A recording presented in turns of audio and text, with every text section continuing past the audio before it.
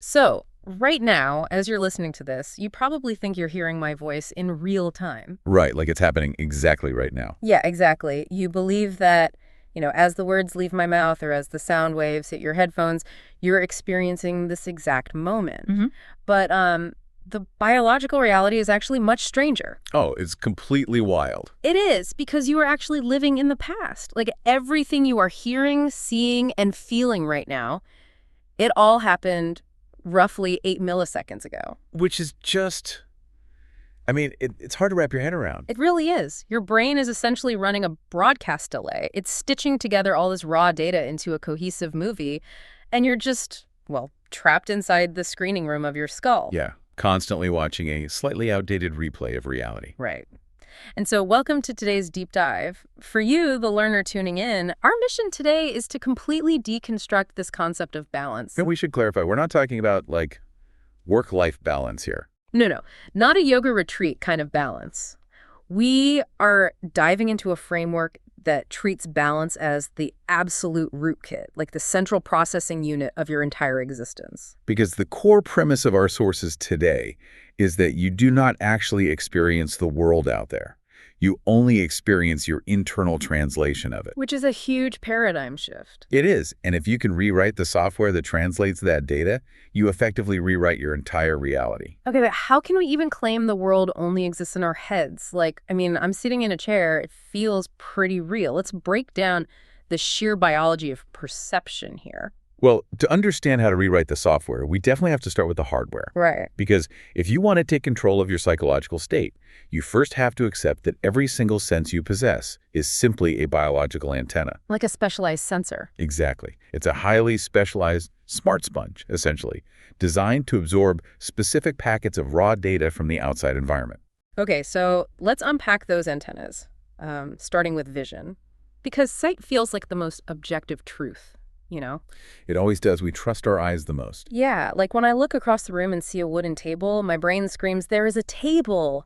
It doesn't feel like a translation at all. But it is a massive translation. Yeah. Consider what is physically happening. You aren't actually seeing a table. Wait, what am I seeing then? You are perceiving the exact frequencies of the electromagnetic spectrum that the physical matter of the table rejected. Oh, wow. Right? A light source emits photons. Those photons crash into the wood absorbs certain wavelengths, and then it bounces the rest away.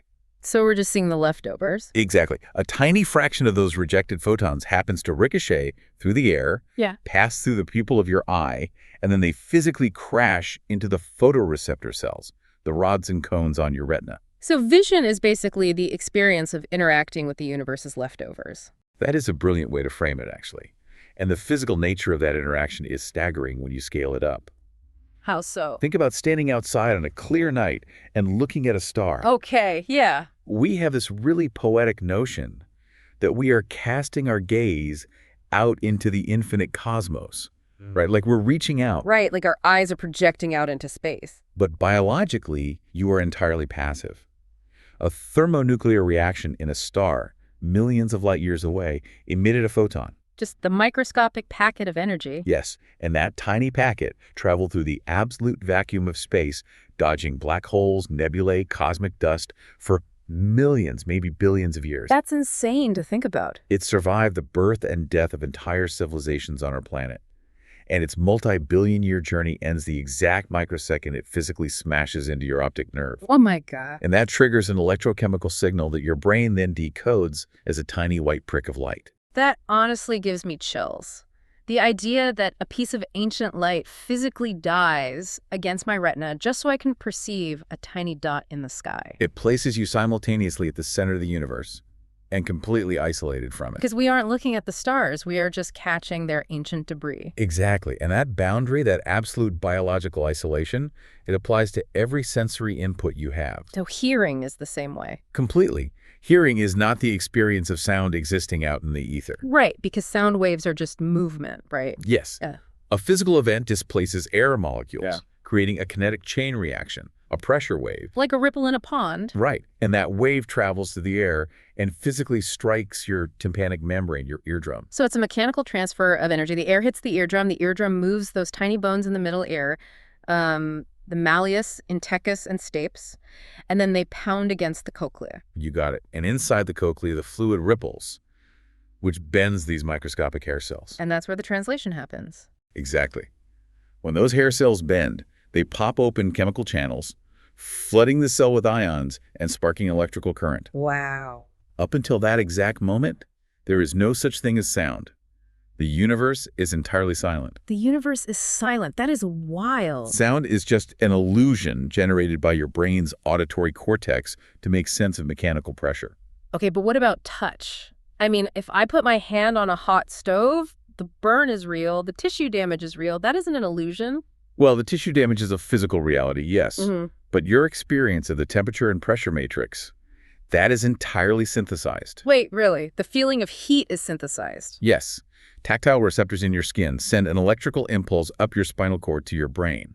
But it's your internal processing that assigns meaning to that data. Give me an example of how that meaning changes. Think about a rough scratching sensation on your skin. Okay. If you're walking alone through a dark forest and feel that, it could be interpreted as a terrifying attack. You'd panic. Yeah, my heart rate would spike instantly. But if you are sitting in a high-end spa, receiving an exfoliation treatment, that exact same tactile data is interpreted as luxurious and relaxing. Oh, wow. I see what you mean.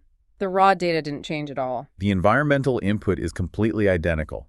The only variable is the internal software processing the data. Which means context is the actual architect of our reality, not the raw data itself. Precisely. And I guess this leads us to smell, which the sources say operates on an entirely different level of complexity. Smell is fascinating. We generally learn the lock and key model in high school biology. Right, like an odor molecule floats into the nasal cavity, and if its physical shape matches a specific receptor, it clicks in like a key into a lock. And then you smell coffee or pine or smoke. Yeah, that's what I was taught. Well, the lock and key model has been the standard. But there is an incredibly compelling fringe theory in biophysics right now that suggests an even deeper layer of translation. Okay, I'm intrigued. What's the theory? It posits that the physical shape of the molecule is only half the equation. The other half is vibrational.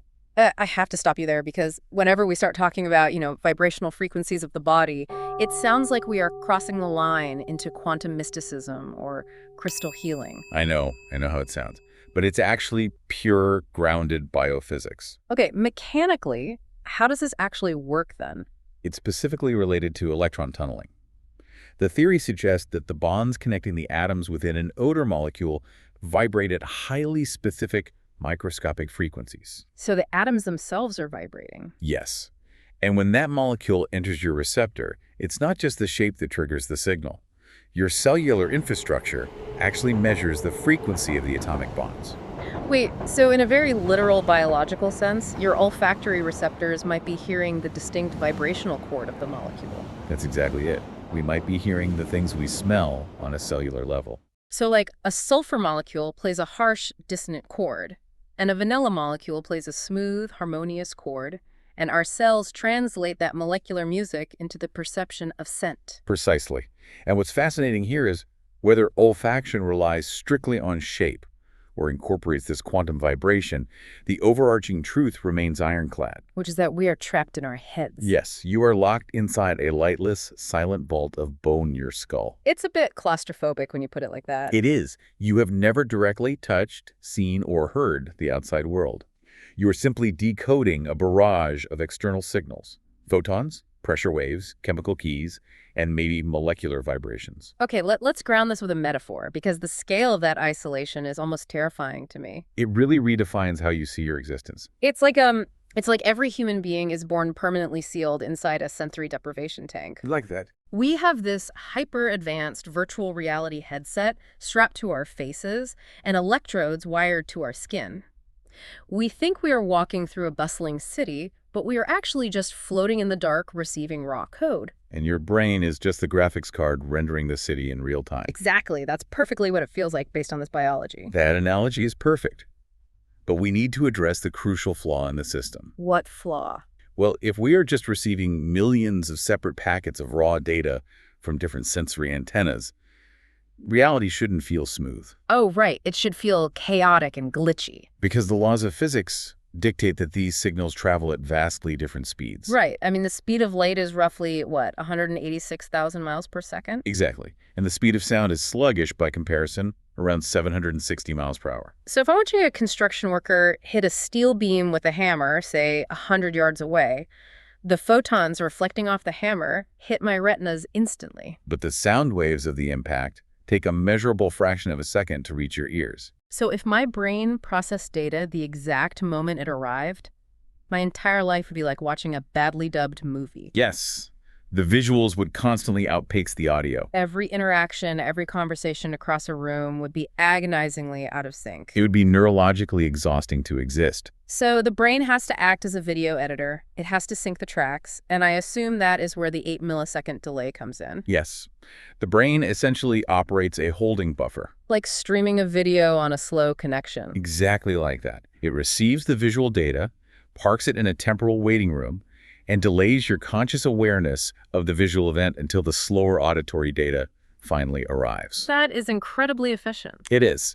Once all the sensory inputs are collected, the brain synchronizes them, packages them into a seamless, cohesive moment, and then broadcasts that finished product to your conscious mind. And this whole editing process takes roughly 80 milliseconds. Approximately, yes.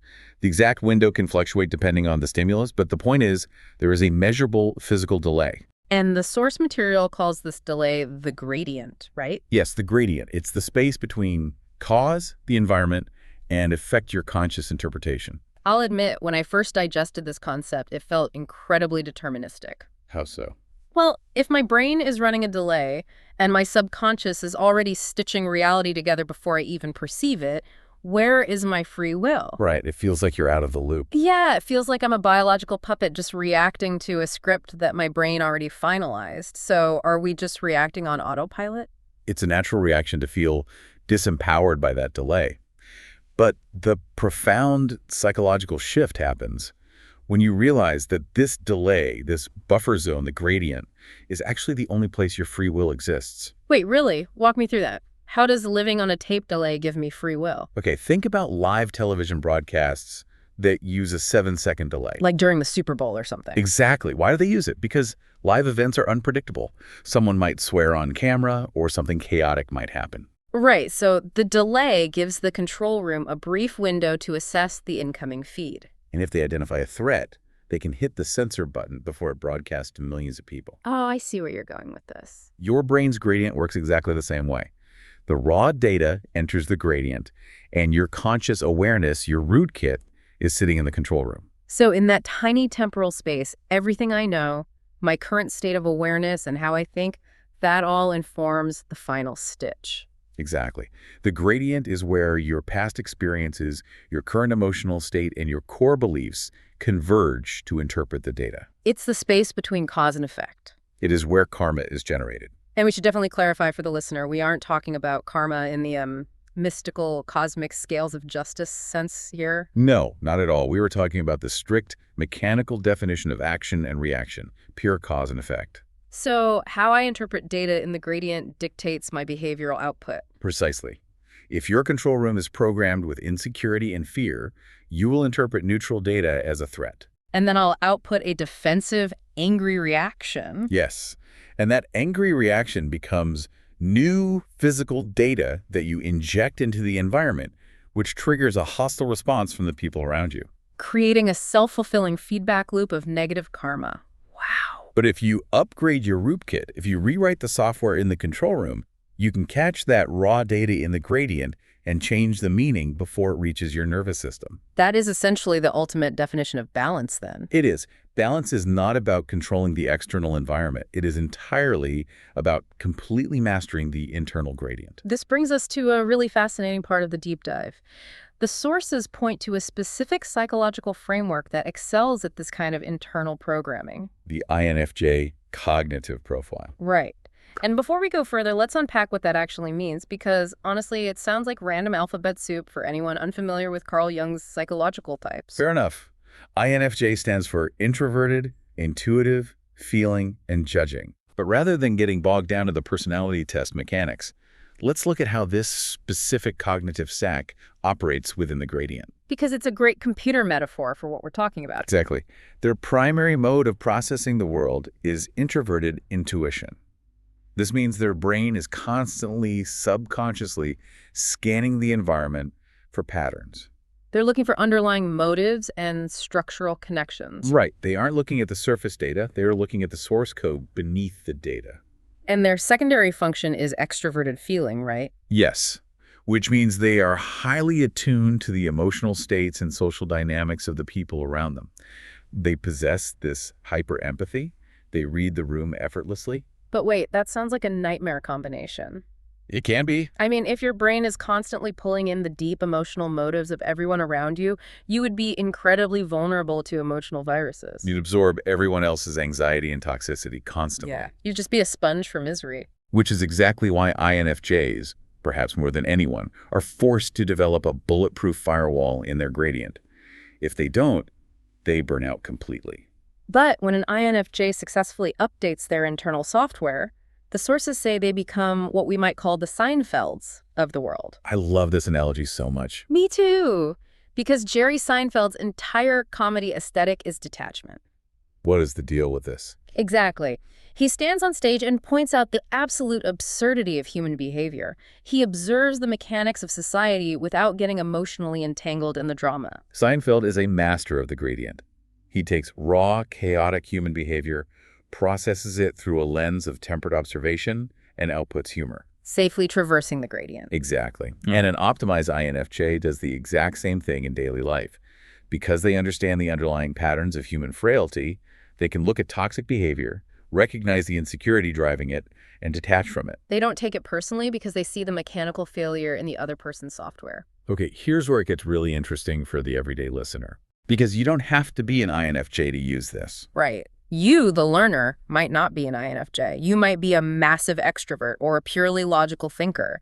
But the architecture of the brain is universal. The brain is the computer, the gradient is your firewall, and life, the external world, is the internet. It's the perfect modern metaphor. When you log onto the internet, you know you are going to encounter chaos. There will be beautiful art, vital information, and there will also be malware, trolls, and toxic waste. Right. And no sane person tries to fix the internet by emailing every troll and asking them to stop. It's literally impossible. The internet is going to do what the internet does. Yet that is exactly how most people try to live their lives. Oh, constantly.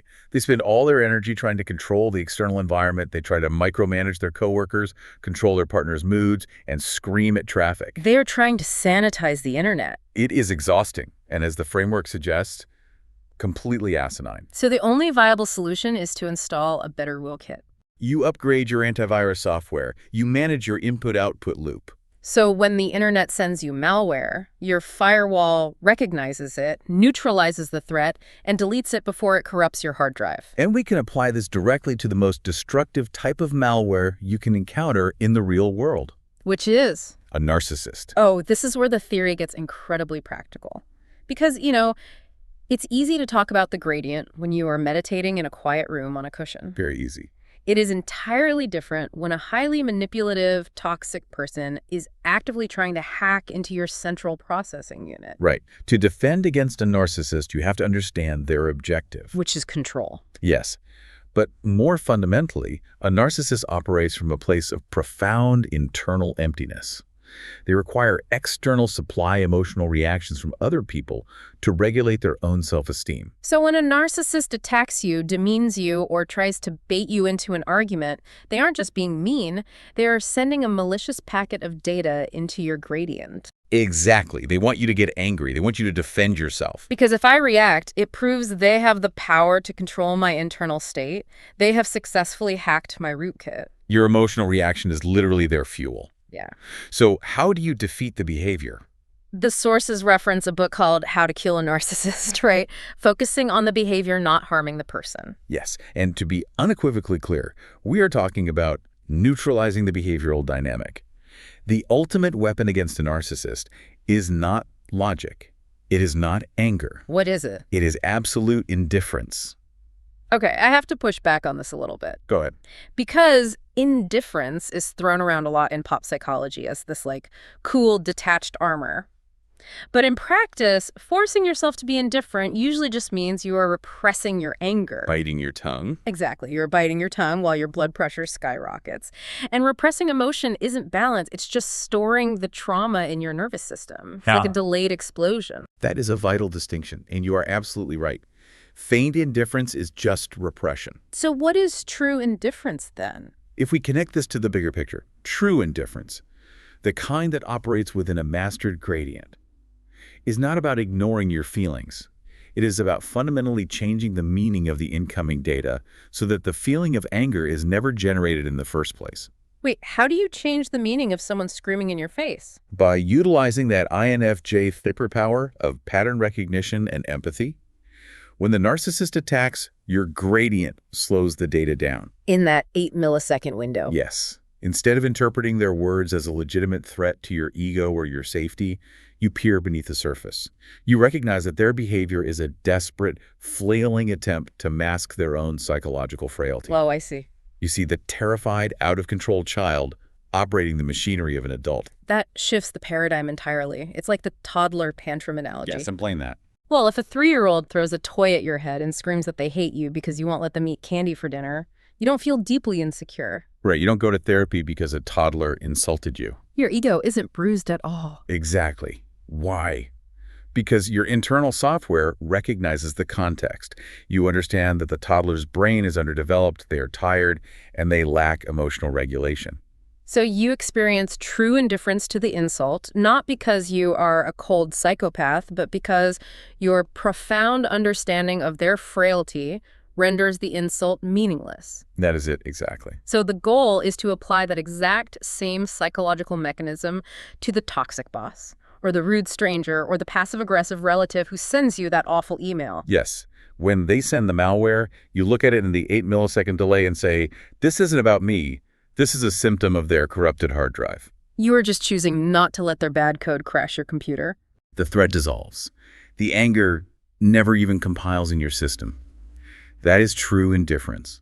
It is an advanced, highly calibrated form of empathy that acts as an impenetrable shield. That is incredibly empowering. And when you master this level of internal security, something miraculous happens to your physiological energy levels. What happens? Think about how much literal caloric energy, how much brain processing power is wasted every single day running background anxiety programs. Oh, tons. Scanning the room for threats, replaying an argument in the shower, worrying about what someone thinks of you. It's like leaving 50 tabs open on your internet browser while trying to render a 4K video. The system fan is screaming, the battery is draining, and everything just lags. But when you secure your gradient, you close all those tabs. You achieve a state of inner homeostasis.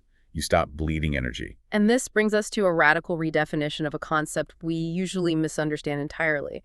Selflessness. A massive paradigm shift in the text, yes. I'm really glad we are tackling this because the traditional definition of selflessness is incredibly toxic, honestly. It really is. Society teaches us that to be a good person, to be truly selfless, you have to be a martyr. You have to put everyone else's needs above your own, bleed yourself dry for your friends and family, and ask for nothing in return. The martyr complex is a glitch. It is corrupted software masquerading as virtue. So what is true selflessness, then? True selflessness requires the exact opposite approach. You cannot be genuinely selfless until you have worked on yourself so relentlessly and secured your internal rootkit so flawlessly that you no longer have to worry about your own survival.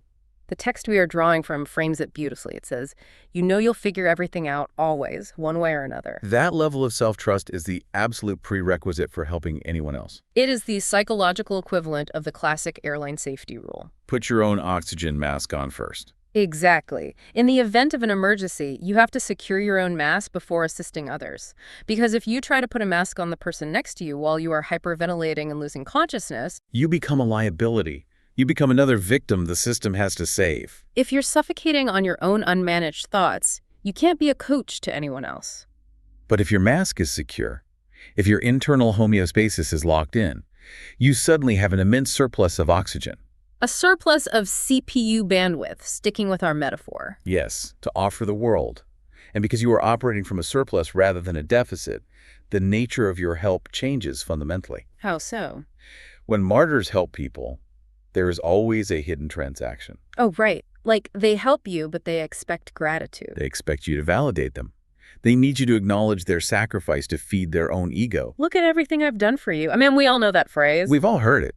But when you help someone from a state of true homeostasis, there is no transaction.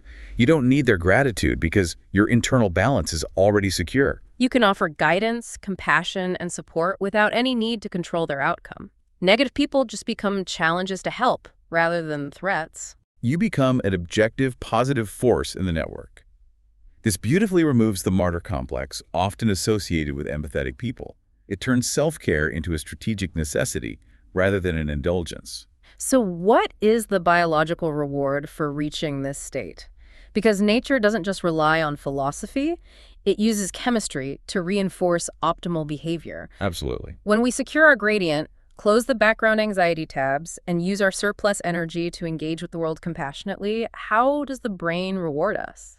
It literally drugs you. It floods your central nervous system with the most potent, highly optimized cocktail of neurochemicals imaginable. What's in the cocktail? Specifically, the triumvirate of dopamine, acetylcholine, and adrenaline. Okay, let's pull out the microscope and look at exactly how those three chemicals interact. Because we throw the word dopamine around a lot, usually in the context of scrolling social media or eating junk food. Right. We often think of dopamine simply as the pleasure chemical, but its actual function is much deeper. What does it actually do? Dopamine is the molecule of motivation, reward prediction, and pattern recognition. It lowers the noise-to-signal ratio in the brain. So it clears the static. Yes. And when you are operating in homeostasis, dopamine physically alters your perception of time, accelerating your cognitive processing so that external time seems to slow down or vanish entirely. Oh, it's that feeling of looking at the clock, thinking it's been 5 minutes, and realizing 3 hours have passed. Exactly. You're just locked in. Now, combine that with acetylcholine. What's acetylcholine's role? This neurotransmitter is the chemical spotlight of your attention.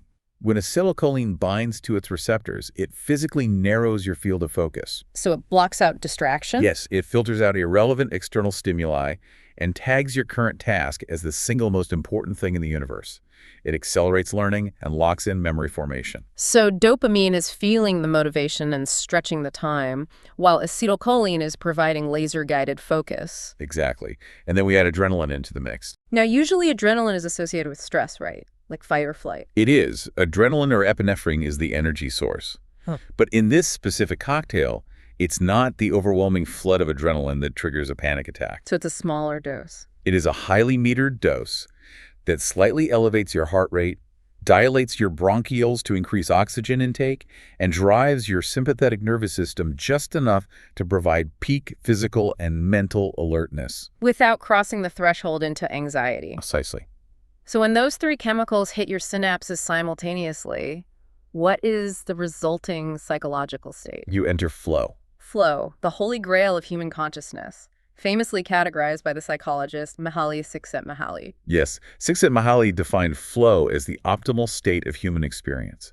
It is a state of total absorption. The separation between you and the task completely dissolves. The ego vanishes. You aren't thinking about doing the thing, you are the thing being done. And for the INFJ, or for anyone who has successfully updated their rootkit, this flow state is where their superpower activates, right? Yes. The friction between their intuition, their empathy, and their strategic thinking evaporates. They navigate the world with effortless precision. And this brings us to a crucial paradigm shift regarding how we view the entire concept of self-improvement. We are so conditioned to believe that balance and growth are about addition. Like if you are stressed, the self-help industry tells you to add things to your life. Oh, constantly. Add a meditation routine, add a gratitude journal. Add a morning cold plunge, add more weights to the other side of the scale to balance it out. We end up carrying a massive toolbox of coping mechanisms, and we are exhausted just carrying the tools. But true balance, the kind that triggers the flow state, is entirely about subtraction. Subtraction. You aren't adding weights to a scale, you are dropping the heavy bags. You are subtracting the overthinking. You are uninstalling the ego-driven reactions. You are deleting the malware of external validation. Balance doesn't add anything. It creates momentum by taking away the friction. Exactly. It replaces confusion and fear with well-being-focused win-win patterns. Dropping the heavy bags. That is such a relieving concept. It means the peace we're looking for is already underneath all the clutter. We just have to clear the cache. That's a great way to put it. Now, for the learner who wants to practically clear that cache, who wants to build the habits required to secure their gradient, the framework provides a very deliberate reading list. Yes, it explicitly recommends several books for this journey. And looking at these books, they perfectly map onto everything we've discussed today. They really form a complete curriculum for rewriting the root kit. They suggest starting with INFJ Flow, which provides the blueprint for the target destination. Right, you have to understand the neurobiology of optimal experience to know what you are aiming for. Exactly. Next, they heavily recommend the works of Ryan Holiday.